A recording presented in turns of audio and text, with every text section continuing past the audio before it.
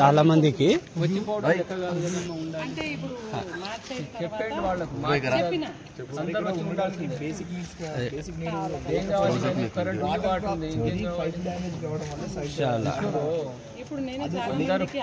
అందరూ వస్తే మీకు ప్రాబ్లం అనేది తెలుస్తుంది.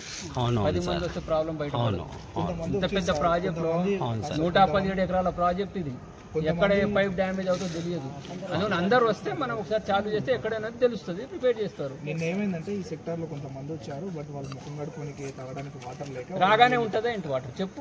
పైపు డ్యామేజ్ అయిపోయింది. పైపు డ్యామేజ్ 4000 మంది ఉంటున్నారా? వాళ్ళకి లేని ప్రాబ్లం మీకెందుకు వస్తుంది? అంటే పైప్ లైన్ ఉంటుంది కదా సార్ ఈ సెక్టర్ వచ్చి చూస్తే అప్పుడు ఈ సెక్టార్ లో ప్రాబ్లం ఉంది, దీన్ని రిపేర్ చేయాలని తెలుస్తుంది. నువ్వు ఇక్కడ రాకపోతే ఇంకా ఒక సంవత్సరం తర్వాత వచ్చినా కూడా అంతే ఉంటుంది. ఎవరు పట్టించుకోడు కదా సార్. 35% పిల్లల స్కూల్ కోసం రావట్లేదు సార్. చాలా 35% ప్రతి బిల్డింగ్ లో 35% పిల్లల స్కూల్ కోసం అని రావట్లేదు సార్. వాళ్ళు అదే క్వశ్చన్ చేస్తున్నారు మాకు. హాస్పిటల్ పెట్టి అప్పుడు రమ్మంటే మస్తు మంది వచ్చి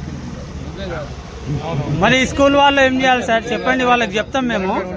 స్కూల్ వాళ్ళకి ఏం చేసి పెడితే వచ్చేటప్పుడు మస్తు మంది వస్తారు. అట్లా కాదు కదా, మీకు ఇచ్చిన తర్వాత మీరు రావాలి. ఇప్పుడు ఉన్నప్పుడు కష్టాలు పడుకోవాలి, అందరితో కలిసి తలా పని చేసుకోవాలి. ఇయర్ వేస్ట్ అవుతుంది.